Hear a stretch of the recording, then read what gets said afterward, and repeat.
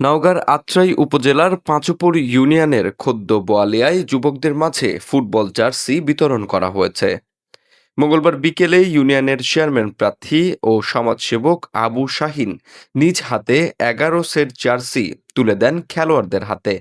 এ সময় যুব সমাজকে মাদক ও অপসংস্কৃতি থেকে দূরে রেখে খেলাধুলার মাধ্যমে সুস্থ বিনোদনে যুক্ত করার আহ্বান জানান তিনি।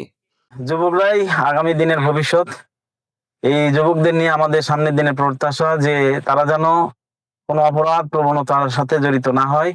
তারা যেমন নেশাগ্রস্ত হওয়া, মোবাইল গেমিং এবং অন্যান্য আহ বদ অভ্যাস থেকে তারা যেন বিরত থাকে এবং খেলার মাধ্যমে তারা যেন প্রকৃত বিনোদন খুঁজে পায়। এটাই আমার প্রত্যাশা আগামী দিনের যুবকদের নিয়ে। জার্সি পেয়ে উচ্ছ্বাস প্রকাশ করেন স্থানীয় তরুণেরা। তারা জানান এই উদ্যোগ তাদের খেলাধুলার প্রতি আরও আগ্রহী হিসেবে গড়ে তুলতে সহায়তা করবে।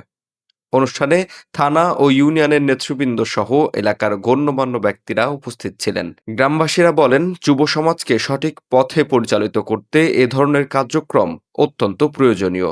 জার্সি বিতরণের মধ্য দিয়ে এলাকায় এক উৎসবমুখর পরিবেশের সৃষ্টি হয়।